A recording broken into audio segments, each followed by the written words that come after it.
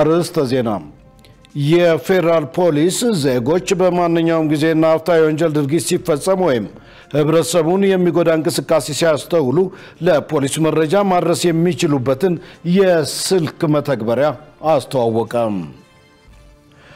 አሽከርካሪዎች ሙያው የሚጠይቀውን ብቃት በማሟላት በኃላፊነት ስሜት ሊያሽከረክሩ ይገባል ተባለ።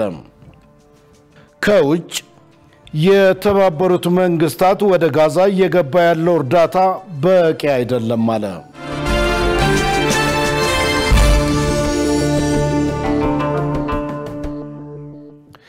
ውድ ተመልካቾች ሰላም ጤና ይስጥልን። ከኢሳት ነጻ ህዝብ ሚዲያ የሰዓቱን ዜና ይዘን ቀርበናል። ከዜናው ጋር ደረጀ ይልማ ነኝ። የኢትዮጵያ ፌደራል ፖሊስ 47 የጤና ባለሙያዎችን በቁጥጥር ስር አውሎ ምርመራ እያደረገ መሆኑን አስታወቀ። የፌደራል ፖሊስ ዛሬ ባወጣው መግለጫ የጤና ባለሙያዎችን በቁጥጥር ስር ያዋለው ሰሞኑን የጤና ባለሙያዎች ያነሱትን የመብት ጥያቄ ሽፋን በማድረግ በአገራችን ትርምስ እንዲፈጠር ከሚሰሩ ኃይሎች ጋር በማበር ህገወጥ የስራ ማቆም አድማ በማድረግ በጤና ዘርፉ ላይ ሁከት በመፍጠርና የታካሚዎችን ህይወት አደጋ ላይ በመጣል በመጠርጠራቸው መሆኑን ገልጿል። ተጠርጣሪዎቹ የጤና ባለሙያዎች ያነሱትን የደሞዝና የጥቅማ ጥቅም ጥያቄ እንደ ሽፋን በመጠቀም ህገወጥ የስራ ማቆም አድማ በማድረግ ሌሎችም ስራ እንዲያቆሙ ለአድማ በማነሳሳት የታካሚዎች ህይወት ለሞትና ለአደጋ እንዲጋለጥ በማድረግ ሁከትና ብጥብጥ በመፍጠር የተጠረጠሩ ናቸው ብሏል። መግለጫው ያይዞም ተጠርጣሪዎቹ በተለያዩ የጤና ተቋማት የአድማ መረቦችን በመዘርጋት የጤና ባለሙያ ያልሆኑ አካላትን ነጭ ጋውን በማልበስ የሆስፒታል ቅጥር ግቢ ውስጥ ገብተው ሁከት እንዲፈጥሩ በማድረግ ያልተገባ ወሬ በመንዛትና በተለያየ መንገድ ሰላማዊ የህክምና ሂደትን በማደናቀፍ የሁማንና የጤና እርዳታ የሚያስፈልጋቸውን ሰዎች ህይወት አደጋ ላይ እንዲወድቅ በማድረግ በመንግስት የህክምና አገልግሎትና ትምህርት በሚሰጥባቸው ተቋማት ውስጥ ሰላማዊ የመማር ማስተማር ሂደት እንዲስተጓጎል አድርገዋል ሲል አስታውቋል። እንዲሁም ሙያቸውን አክብረው በስራ ላይ በተገኙ ባልደረቦቻቸው ላይ ዛቻና ማስፈራራት ከማድረስ ባለፈ ሁከት እንዲፈጠር ሙከራዎችን አድርገዋል ያላቸው 47 ተጠርጣሪዎች በመረጃና በማስረጃ በመለየት በቁጥጥር ስር አውሎ ምርመራ እያካሄደ እንደሚገኝ ገልጿል። በዚህ አጋጣሚ ህዝባቸውንና ህግ አክብረው አገልግሎት እየሰጡ ላሉ የጤና ባለሙያዎች ፖሊስ አስፈላጊውን ጥበቃ እንደሚያደርግ የገለጸ ሲሆን ከዚህ ውጪ ሁከትና ብጥብጥ ለማስፋፋት በሚንቀሳቀሱ አካላት ላይ ፖሊስ እየወሰደ ያለውን ህጋዊ እርምጃ አጠናክሮ እንደሚቀጥል የኢትዮጵያ ፌደራል ፖሊስ ባወጣው መግለጫ አስታውቋል። በሌላ ዜና የፌደራል ፖሊስ ዜጎች በማንኛውም ጊዜና አፍታ የወንጀል ድርጊት ሲፈጸም ወይም ህብረተሰቡን የሚጎዳ እንቅስቃሴ ሲያስተውሉ ለፖሊስ መረጃ ማድረስ የሚችሉበትን የስልክ መተግበሪያ አስተዋወቀ። መተግበሪያው ኢኤፍፒ አፕ የሚሰኝና ወንጀልን ለመከላከል የሚያስችል የቴክኖሎጂ ውጤት እንደሆነም ተመልክቷል። ዝርዝሩን ሸሪፍ ኢማም ያቀርበዋል። የፌደራል ፖሊስ ኢኤፍፒ አፕ የተሰኘውን የመረጃ ማሳለጫ የሞባይል መተግበሪያ ለህዝብ ያስተዋወቀው በቅርቡ ኢቴክስ ባዘጋጀው የፈጠራ ውጤቶች አውደ ርዕይ ላይ ነው።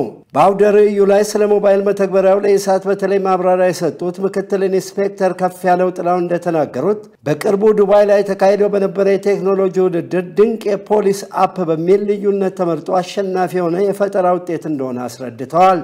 ብዙ ቴክኖሎጂዎች ተወሰኑትን ነው። እነዚህ ቴክኖሎጂዎች ለምሳሌ ሰሞኑን እንግዲህ የሚዲያ ሰው እንደመሆናችሁ መጠን የቤስት የፖሊስ አፕ በሚል ዱባይ በተካሄደው ውድድር በክቡር ኮሚሽነር ጀነራል የተመራ ልዑካን ቡድን ሽልማት ተቀብሎ መጥቷል። የዜጎች መተግበሪያ ወይም ኤፍፒ አፕ አሸናፊ ሆኗል ማለት ነው። በሀገር ቤት ደግሞ በኢቴክስ 2025 የቴክኖሎጂ አውደ ርዕይ ላይ የተዋወቀ የሞባይል መተግበሪያው ለህብረተሰቡ የሚሰጠው ጠቀሜታ ምንድነው ሲል ኢሳት ላነሳው ጥያቄ ምክትል ኢንስፔክተሩ የሰጡት ምላሽ አለ። ምንድነው ጥቅሙ ለህብረተሰቡ ብለን ስንል ፖሊስና ህብረተሰብ በጋራ ሆኖ ነው ስራ መስራት የሚችለው። ስለዚህ ፖሊስ ያለ ህብረተሰብ፣ ህብረተሰብ ያለ ፖሊስ ውጤቱ ይሄን ያክል ፖሊስ ብቻውን ማህበረሰቡን ከመጠበቅ አኳያ ውጤታማ ሊሆን አይችልም። የህብረተሰብ ተሳትፎ እና የቴክኖሎጂ መኖር አለበት። ከዚህ አንፃር ይሄን አፕሊኬሽን በመጠቀም በድምጽ በቪዲዮ በኦዲዮ እና ሊንክም ካሉበት ሆኖ ለፖሊስ ይሄንን መረጃ ይሄንን አፕሊኬሽን በመጠቀም መላክ ነው ማለት ነው። እንግዲህ ያኔ ምን ይሆናል?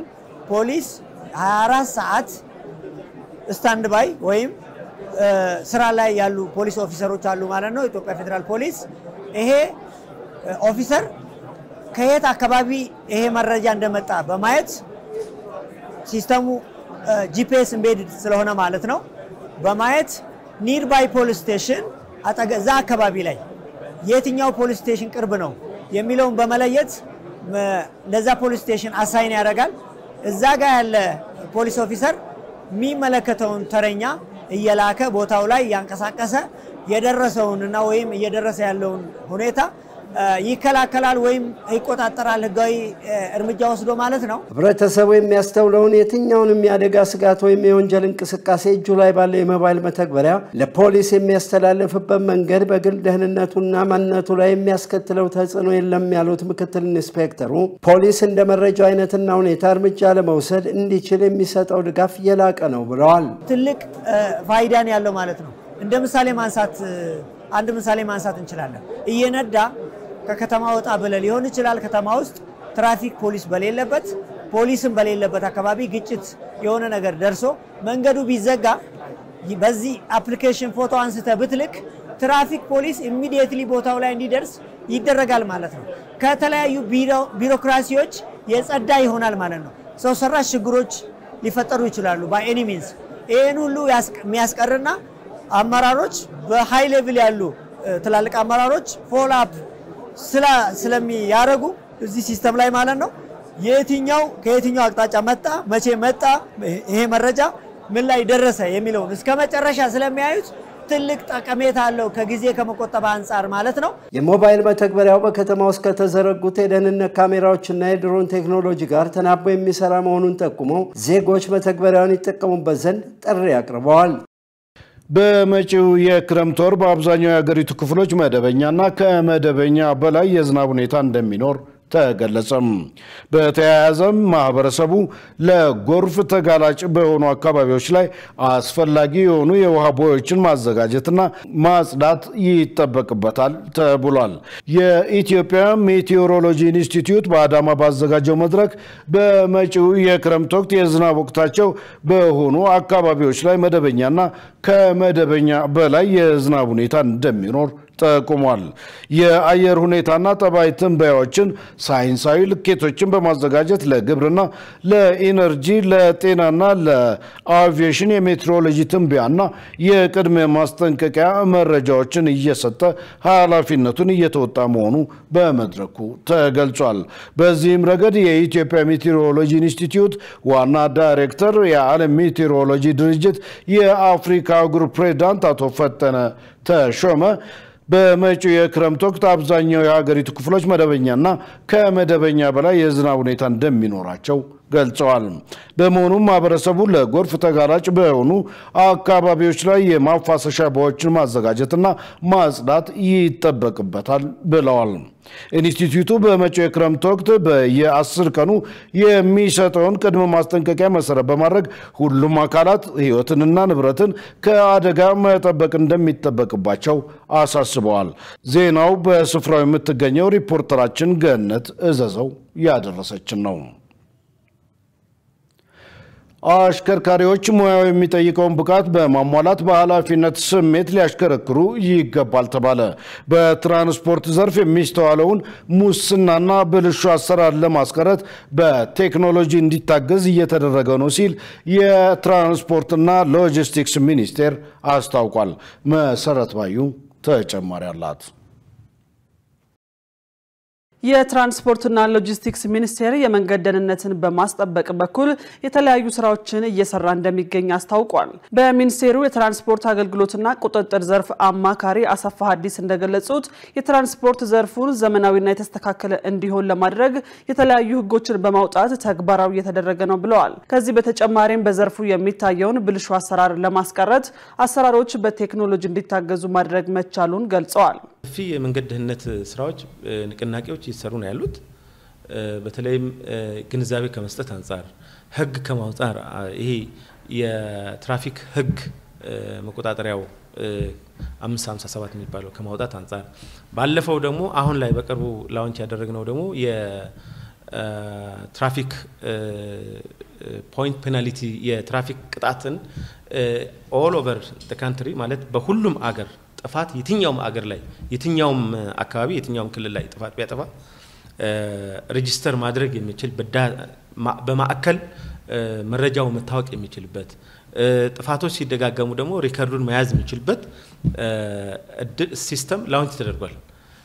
ከዚህ በፊት የነበረው ስጋቶች ለመቅረፍ ማለት በአሽከርካሪዎች በኩል የሚስተዋለውን የብቃት ማነስና የስነ ምግባር ጉድለት ለመፍታት የሙያ ምዘና በሲኦሲ እንዲሆን ለማድረግ እየተሰራ እንደሚገኝ ገልጸዋል። አሽከርካሪዎችም የሚደርሱ አደጋዎችን ለመቀነስ ሙያውን በማክበር በኃላፊነት ስሜት ሊንቀሳቀሱ እንደሚገባ አስገንዝበዋል። የስነ ምግባር ችግሮችን ለመቅረፍም አጠቃላይ ተሽከርካሪው ላይ ያለ የቴክኒክ ችግር አሽከርካሪው ላይም ደግሞ ያለው የስነ ባህሪ ችግር ለመቅረፍ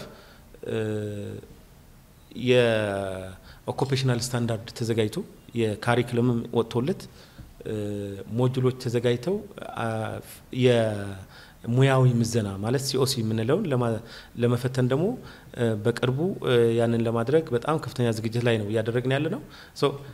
በተለይ የህግ ማክበር ላይ እና የሰው ህይወት አንድም የሰው ህይወት እንዳይሞት ከማድረግ አንፃር ያለንን ስጋት ለመቅረፍ ይሄ ስጋት ለመቅረፍ ከፍተኛ ስጋት ስራ ነው እየተሰራ ያለው። አሽከርካሪዎች በሙሉ ሙያዊ ስነ ምግባርን በጠበቀ መልኩ ለሙያው የሚያስፈልገውን ክህሎት ሰንቀው ስራቸውን ቢሰሩ ህብረተሰቡን በክብር በአገልጋይነት መንፈስ ከፈለገው ቦታ ከመነሻው እስከ መድረሻው ማድረስ ቢችሉ እነዚህ ስጋቶች ደግሞ የሚቀነሱ ይሆናሉ። በመንገድ ደህንነት ዙሪያ ያሉ ችግሮችን ለመቅለፍ ከተለያዩ ተቋማት ጋር ውል በመፈጸም እየሰራ እንደሚገኝ የትራንስፖርትና ሎጂስቲክስ ሚኒስቴር አስታውቋል። ውድ ተመልካቾች ከኢሳት ነጻ የህዝብ ሚዲያ የሰዓቱ ዜና ወደ እናንተ እየደረሰ ነው። አሁን ደግሞ የቢዝነስ ዜና የምንከታተልበት የአየር ጊዜ ላይ ደርሰናል። መሰረት ባዩ ተጠብቀናለች። ወደዛው እንለፍ።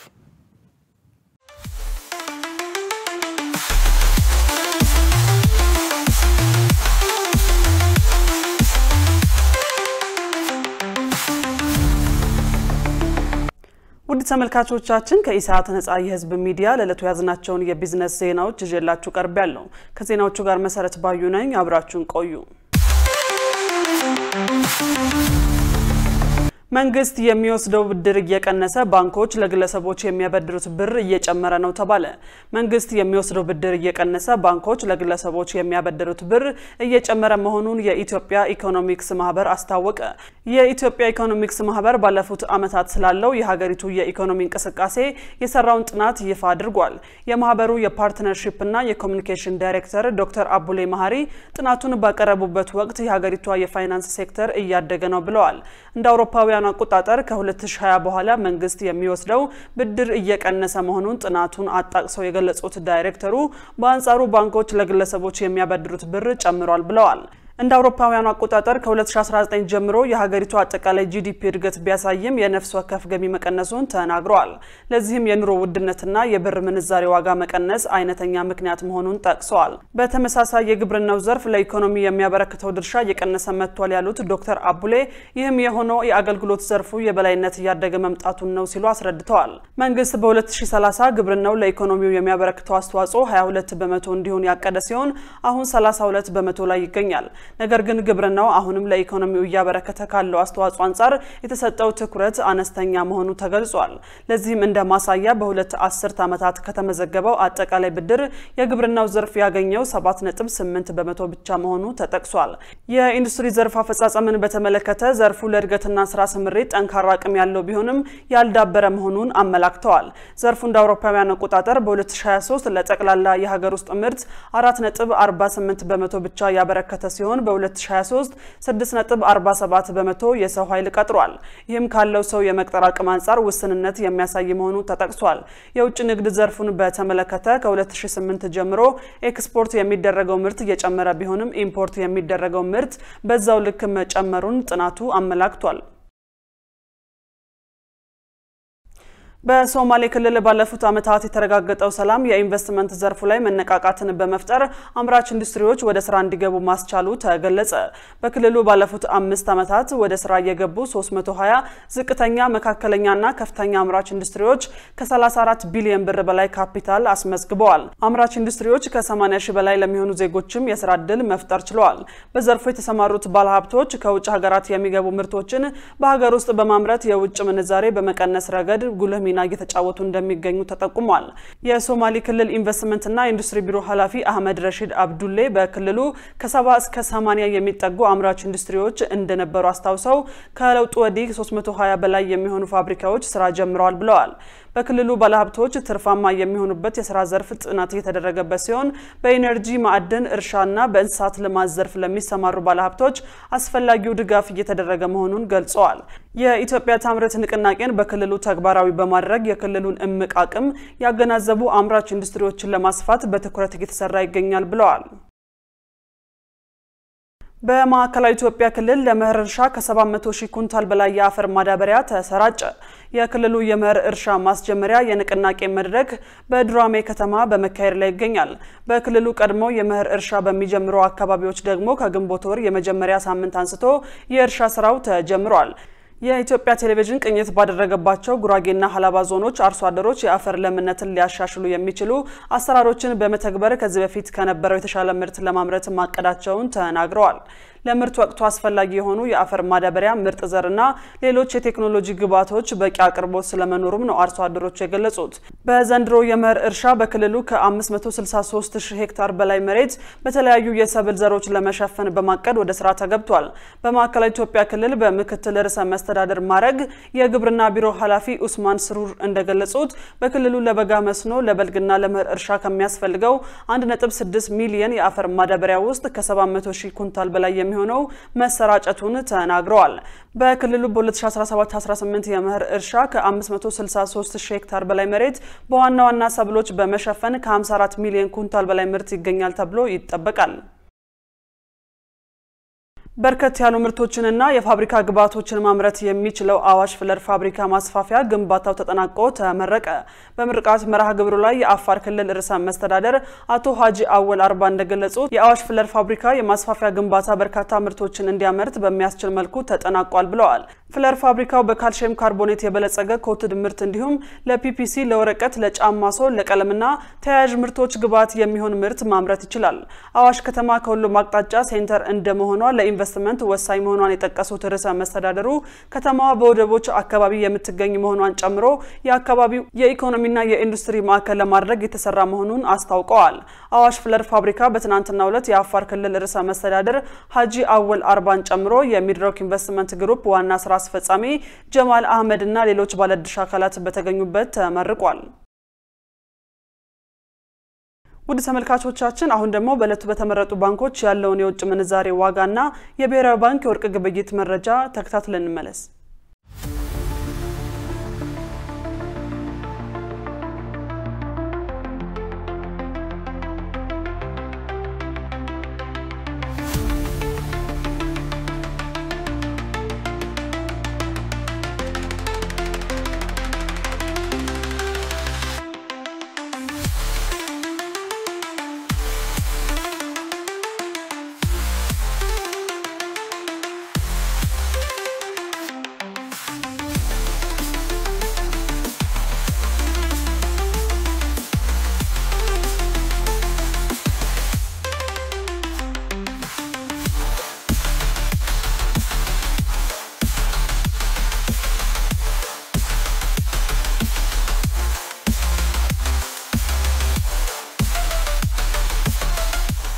ውድ ተመልካቾቻችን ከኢሳት ነጻ የህዝብ ሚዲያ ለለቱ ያዝናቸው የቢዝነስ ዘገባዎች በዚሁ ተጠናቀዋል። ወደ ቀሪዎቹ ዜናዎች እንመለስ።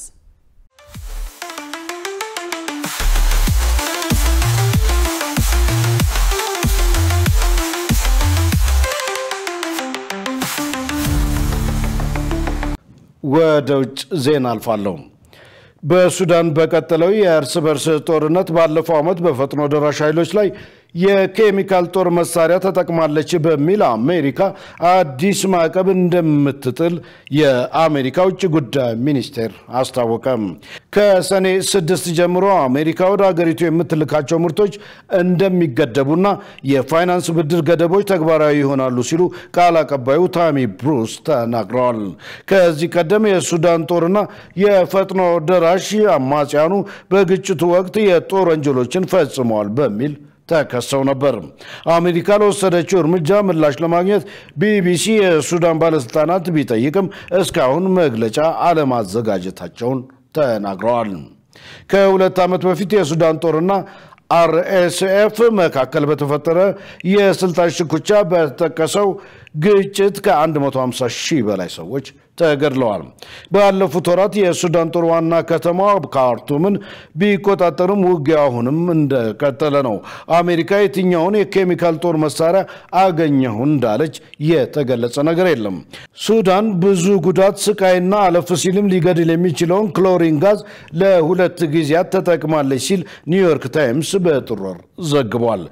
የሱዳን መንግስት ሁሉንም የኬሚካል ጦር መሳሪያዎች አጠቃቀምን እንዲያቆምና የዓለም አቀፍ መርህ ስር ያሉትን ግዴታዎች እንዲወጣ ዩናይትድ ስቴትስ ትጠይቃለች ብሏል። በመግለጫው በዓለም አቀፉ የኬሚካል ጦር ስምምነት መሰረት ፈራሚ አገራት የያዙትን የጦር መሳሪያ ክምችት ለማስወገድ ቃል ገብተዋል። በዩናይትድ ስቴትስ መቀመጫውን እንዳደረገው አርምስ ኮንትሮል አሶሲዬሽን ከሆነ ስምምነቱን ከግብጽ፣ ከሰሜን ኮሪያና ከደቡብ ሱዳን በስተቀር ሱዳንን ጨምሮ ሁሉም ሀገራት ፈርመዋል። የተባበሩት መንግስታት ወደ ጋዛ እየገባ ያለው እርዳታ በቂ አይደለም አለ። በጋዛ ህጻናትን ጨምሮ 29 ሰዎች በረሃብ ሞተዋል። ሸሪፍ ኢማም ተጨማሪ አለው።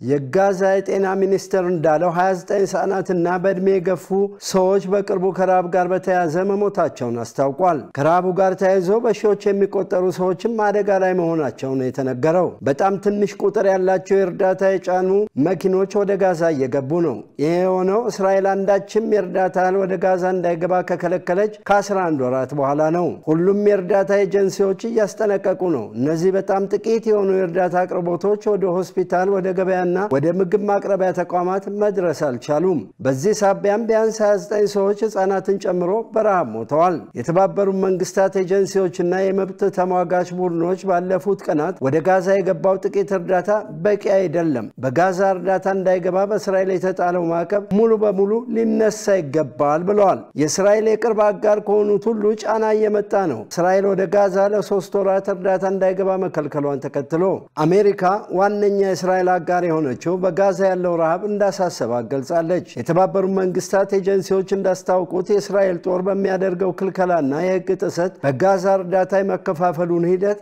አስቸጋሪ አድርጎታል። ወደ ጋዛ እርዳታ ጭነው ከገቡ 200 መኪኖች መካከል ማከፋፈል የተቻለው የ90 መኪኖችን ብቻ ነው። የእስራኤሉ የመከላከያ ሚኒስትር እስራኤል ካዝ ባለፈው ሳምንት እንዳስታወቁት ምንም አይነት የሰብአዊ እርዳታ ወደ ጋዛ አይገባም ብለዋል። ይህም በግልጽ የመንግስታቸውን አቋም እንደሆነና ፍልስጤማውያንን በጅምላ ለመቅጣት የታሰበ ተደርጎ ተወስዷል። ድርጊቱ ዓለም አቀፍ የሰብአዊ ህግን የሚጻረር ነው። እርዳታ ወደ ጋዛ እንዳይገባ መከልከል በዋናነት ሐማስ እርዳታውን በመጠቀም ህዝቡን እንዳይዝ ለማድረግ ነው ብለዋል። አክለውም አሁን ላይ የሰብአዊ እርዳታ በአግባብ ወደ ጋዛ እንዲገባ እቅድ የለም ብለዋል። ታዋቂ የሆኑ የእርዳታ ድርጅቶችና የዓለም አቀፍ ተቋማት እንደ አምነስቲና ሂውማን ራይትስ ዋች ያሉት እስራኤል በጋዛ እርዳታን እንደ ጦር መሳሪያ እየተጠቀመችበት ነው ሲሉ ይከሳሉ። ለእስራኤል የመከላከያ ሚኒስትር እስራኤል ካትዝ በቅርቡ በተሰጡ አስተያየቶች የእስራኤልን ድርጊት ደግሞ በመኮነን የእስራኤል አጋር የሆኑ ምዕራባውያን የዓለም አቀፍ ሕግ ተግባራዊ እንዲደረግ ጫና እንዲፈጥሩ አሳስበዋል። መሰል ውግዘቶችና ጥሪዎች የታሰበውን ያህል ውጤት እያመጡ አይደለም። ከ18 የውድመት ወራት በኋላም እስራኤል ጋዛን በቦምብ እየደበደበች እየገደለች እያፈናቀለችና እያሰረች ነው ፍልስጤማውያንን። ይህም በግልጽ ወደፊትም በዚህ ለመቀጠል ያላትን ፍላጎት እየገለጸች ነው። ይህንን እያደረገች ያለችው ደግሞ የፖለቲካ የወታደራዊና የዲፕሎማቲክ ድጋፍ ከምዕራባውያን አጋሮቿ ስለምታገኝ ነው። እንግሊዝን ጨምሮ ላለፉት 18 ወራት አብዛኞቹ በሰብአዊ መብትና በእርዳታ አቅርቦት ላይ የምንሰራ ብሪቴን የምንገኝ ለመንግስታችን ተደጋጋሚ ጥያቄ አቅርበናል። አጋሯ በሆነችው እስራኤል ላይ ጫና በማሳደር አነስተኛም ቢሆን የዓለም አቀፍ ሕግ ተግባራዊ እንዲደረግ ለማሳሰብ የሚመለከታቸውንም ለማናገር ሞክረናል። ለማስረዳትም ጥረናል። ችግሩን ሊያሳዩ የሚችሉ ማስረጃዎችንም አቅርበናል። ሕጉንም ለመጥቀስ ሞክረናል። መሪዎቻችን ትክክለኛውን ነገር እንዲተገብሩ ለማድረግ ልመናችን ግን ሰሚ ጆሮ አላገኘም ብለዋል። እስካሁኗ ቀን ድረስ የኬር ስታርመር መንግስት ከእስራኤል መንግስት ጋር የንግድ ግንኙነቱን ቀጥሏል። የጦር መሳሪያ ሽያጩንም እንዲሁ። ይህንን የሚያደርጉት እስራኤል አስከፊ የሆነ ጥቃት በየቀኑ በጋዛ እየፈጸመች ባለችበት ወቅት ነው። እስራኤልን አሁንም ቁልፍ አጋር እንደሆነ ተደርጎ ነው የሚወሰደው። ይህንን ሲያደርጉ ግን የዓለም አቀፍ ፍርድ ቤት በጋዛ የተፈጸመው ጥቃት የዘር ማጥፋት ነው የሚለውን እየመረመረ ባለበት ወቅትና የዓለም አቀፍ የወንጀል ፍርድ ቤት በጠቅላይ ሚኒስትር ቤንያሚን ኔታንያሁ ላይ ስር ማዘዣ ማውጣቱን እያወቁ ነው። ዜናውን ስናዘጋጅ አልጀዚራና አሶሺየትድ ፕሬስን በመረጃ ምንጭነት ተጠቅመናል። ውድ ተመልካቾች አሁን ደግሞ የስፖርት ዘገባዎችን የምናቀርብበት የአየር ጊዜ ላይ ደርሰናል። ሙሉ ቀን ሰለሞን ይጠብቀናል። ወደዛው እንለፍ። ለጥንነት ለምት ለወዳጅነት ሰላም ጤና ይስጥልን ተመልካቾቻችን። ከኢሳት ነጻ የህዝብ ሚዲያ ለዕለቱ ያዘጋጀናቸውን ስፖርታዊ መረጃዎች ይዘን ቀርበናል። ከመረጃዎቹ ጋር ሙሉቀን ሰለሞን ነኝ። 13ኛውን የኢትዮጵያ ከዓመት በታችና አራተኛውን የኢትዮጵያ ከ18 ዓመት በታች አትሌቲክስ ሻምፒዮና በድምቀት ለማካሄድ ቅድመ ዝግጅት ማጠናቀቁን የኢትዮጵያ አትሌቲክስ ፌዴሬሽን አስታወቀ።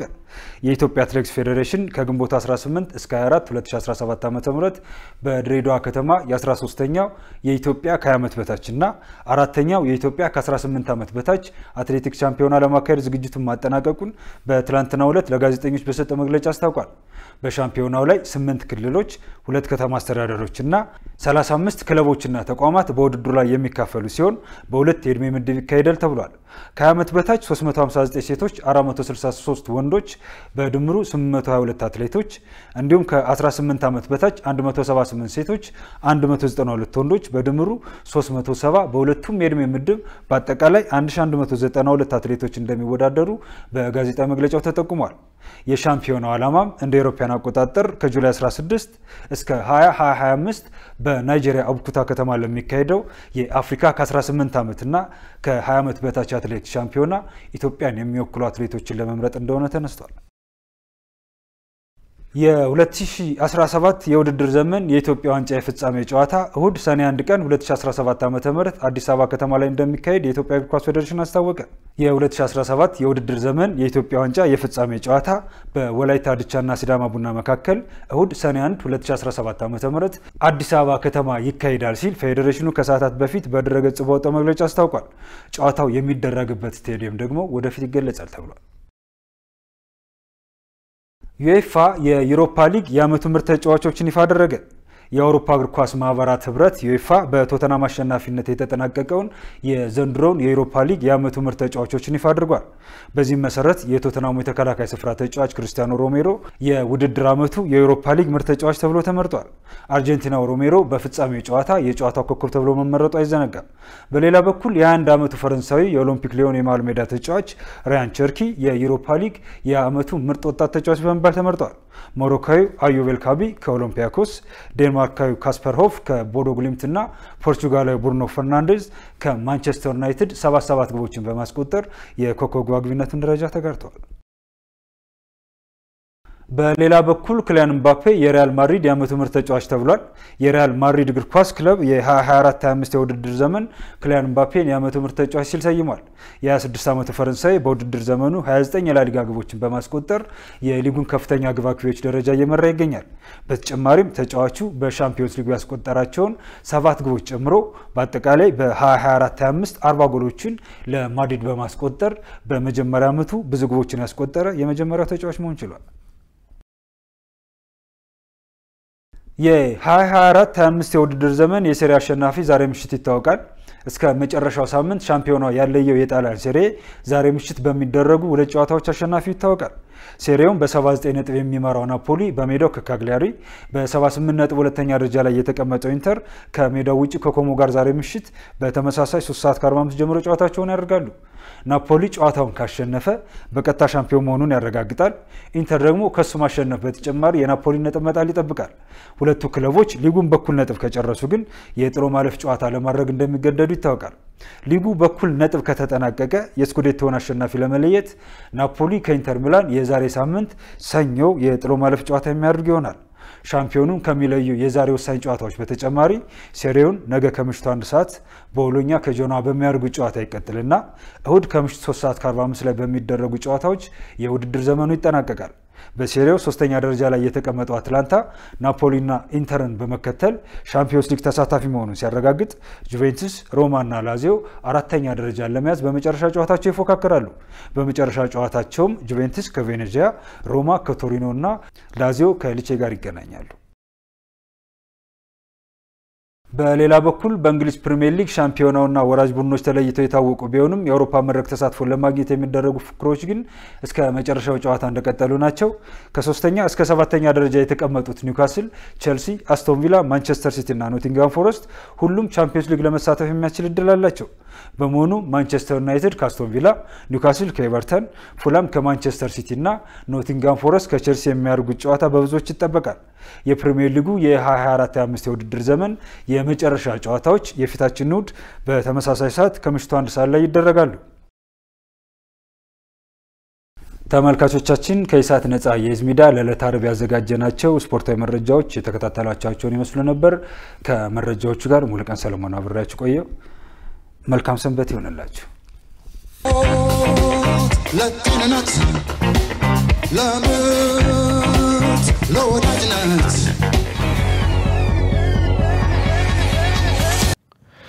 ውድ ተመልካቾች ከኢሳት ነጻ ህዝብ ሚዲያ የሰዓቱ ዜና እስካሁን ነበር። ከዜናው ጋር ደረጀ ይልማ አብሬያችሁ ቆይቻለሁ። ከቀሪ የኢሳት ዝግጅቶች ጋር ሰናይ ጊዜ